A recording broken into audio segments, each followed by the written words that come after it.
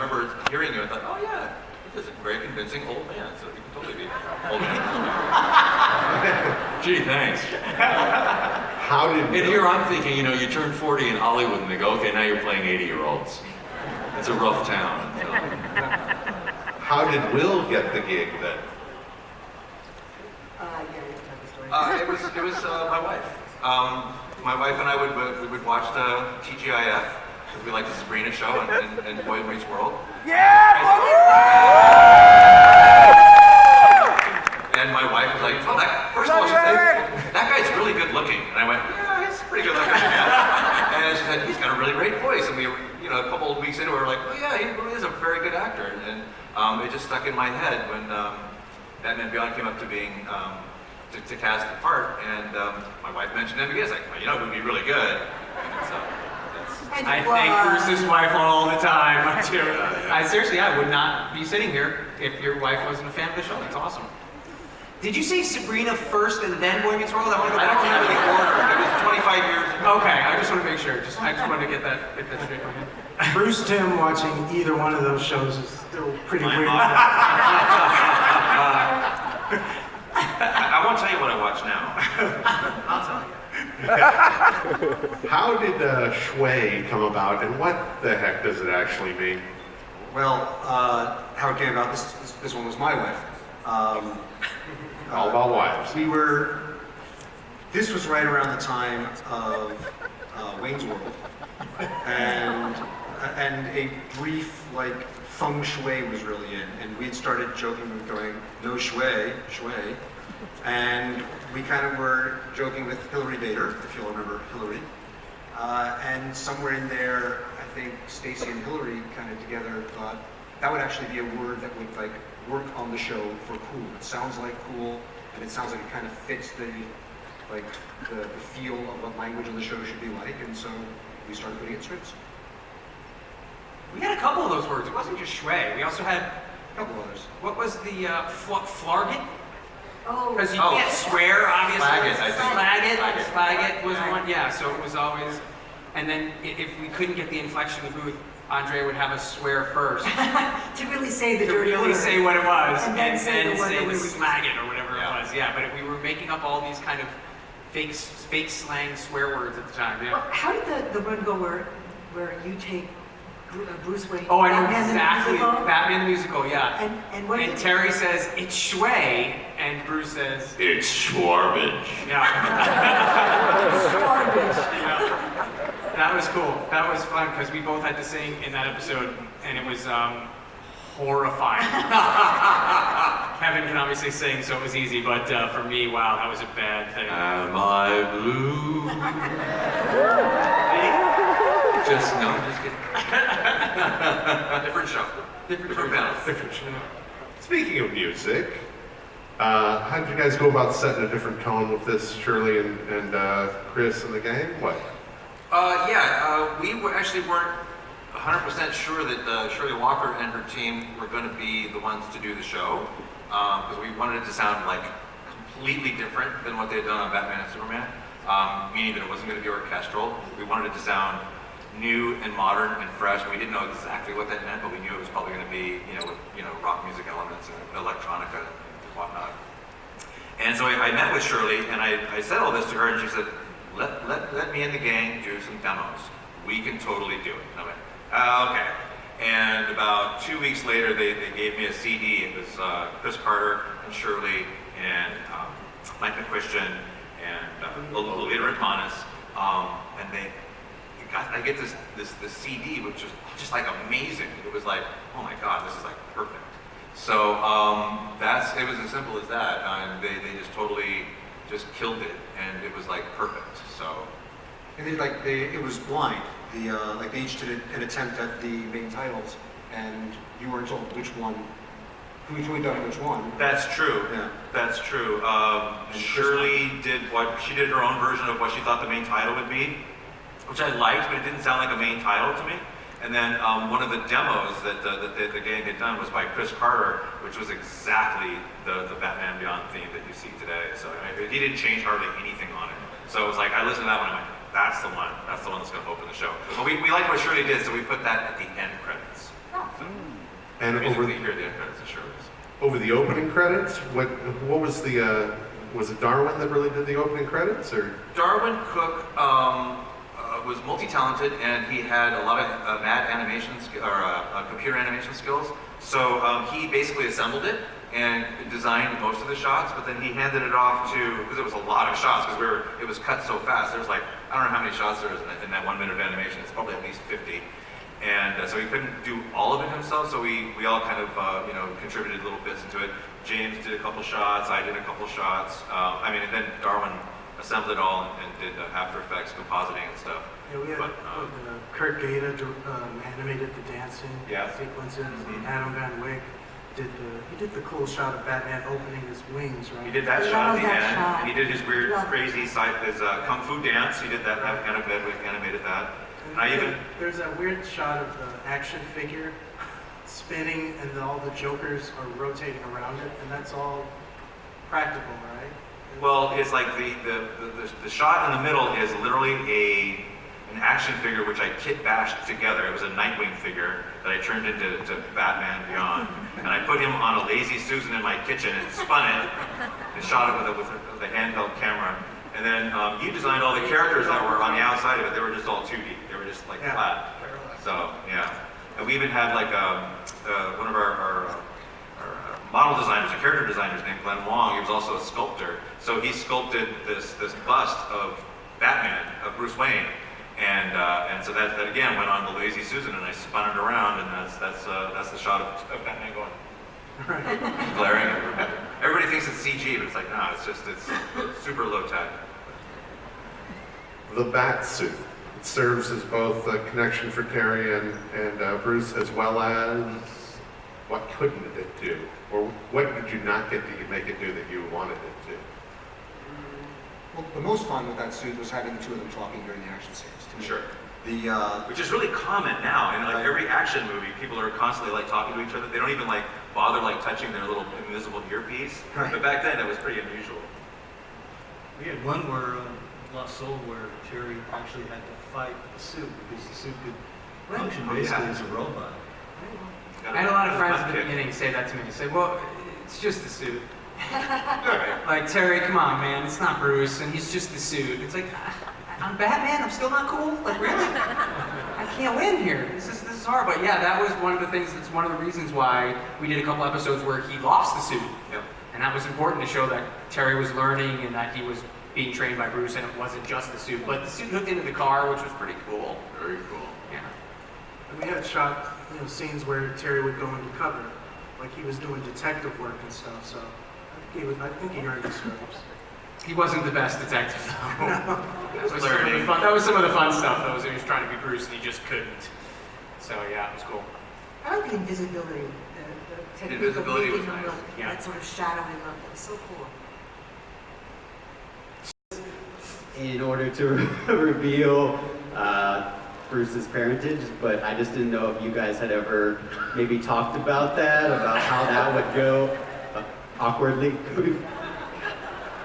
Hi, son. You guys discussed this amongst yourselves? We haven't discussed We didn't actually discuss Matt's locked up in the attic somewhere. They just don't talk about him. Nice.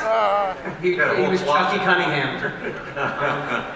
Yeah, it's funny because I had never put that together until like a year ago. Somebody mentioned that. Like, you realize Matt's his kid too, and I was like, oh god, poor Warren had no kids I know. at all, which is terrible. But yeah, it's always good to have a Batman on hold. So yeah, Matt is good to have spare one. Batman. Yeah, he's got the spare, which is good. So yeah. That's in the pocket. Thank you. Yes, sir. My name's Chris, and my question's for Kevin. So I was wondering, what was your reaction to an older and grizzled Batman? And was there anything you added to make him the Bruce we know Batman Beyond, or did you leave that up to the writers? Well, like I was saying earlier, Hollywood's such a tough town. I mean, I was probably 40, and they said, okay, you're retired now. We're getting a new young guy, and you're 80. I said, Jesus. This is hard. This is a hard business. No, it was fun. It was fun. It was challenging. Actors always want to be challenged and stretch. And, you just part of the trick to playing old Bruce to me was because, as I said earlier, he was still powerful, he was still passionate, he was still strong. The pace was slower. He had slowed down, and that aged him for me. The pitch was much lower, the gravelly pitch, but there were more subtle ways of showing the age. And I love that image in the end of that first episode where he's got a gun in his hands. He picks up a gun and he is going to kill for the first time in his life.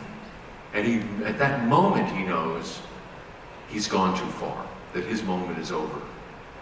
So, to answer your question, I loved having the stretch to play a different aspect of the man, a different dimension of him. Actually, 2 or 3, because then was it Out of the Past, where you become young again? So it was really cool for me because it was like then Terry and Bruce were fighting, and you were back to kind of the original voice. That's right. So I was such a Batman the Animated Series fan that I kind of sat there most of that episode like this, like. Which was great, which was all of Return of the Joker between him and Mark Hamill, just sat there like this for 2 weeks. It's like, oh my god. But that was cool because it was like we got to, I got to fight, Terry got to fight with young Bruce. But then again, in Epilogue, then you went even older. So at that point, I think Bruce Wayne was like 138 years old. And it was one of those things where that was then really cool, where it's just, so you had like kind of the dimensions the entire way, which was very cool to watch, but yeah. And then there was a scene in The Call where you had old Bruce Wayne talking to older Superman. Who still sounded the same. Yeah. So that kind of contrast is also really, really cool, because I think one of the first lines you say is, he comes in and he's Superman, he goes, "Hey Bruce, how you holding up?" And you just went, "With a cane." And it was that great kind of connection between the two of them, which I'll never forget that scene. It was awesome. Yeah, it's Cool.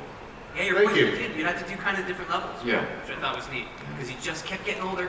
Never to die in life, life is rough. Yes, sir. Well, thank you for doing all the work in DC Comics. I always watched them as a kid. But for my question, I wanted to know if it was difficult because it was a new concept, a new story, was it difficult in bringing new villains and creating new villains and bringing new old ones? And what was the process in doing it? That's an excellent question. We really tried to avoid just bringing back all the old villains and just, like Joker Beyond and Two-Face Beyond and whatever, but we used them as archetypes. So we looked at the classic archetypes of the original Batman villains, and we said, okay, what's a modern spin on that that's not a direct descendant of it? So, for instance, like Clayface, was a shapeshifter. So we said, okay, what's a futuristic version of a shapeshifter? And that's how we came up with Ink.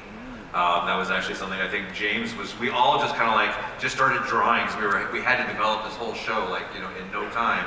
So we all of our artists just started coming up with designs, and James Tucker over here did this weird blobby design of this weird female shapeshifter, and he put the word INQUE on it. I'm like, that's awesome.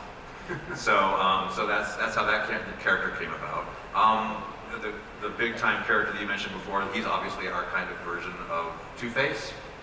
So that was the basic idea of it. And then there were a few of them that were classic Batman villains that we did bring back, but didn't give them necessarily starring roles. Like Bane came back, but was really old and decrepit and steroided out. Ra's al Ghul, and then of course the Joker. Dr. Phosphorus. Right, yeah, Dr. Phosphorus was a classic Batman villain from the comics that we took the visual motif of him and turned him into light.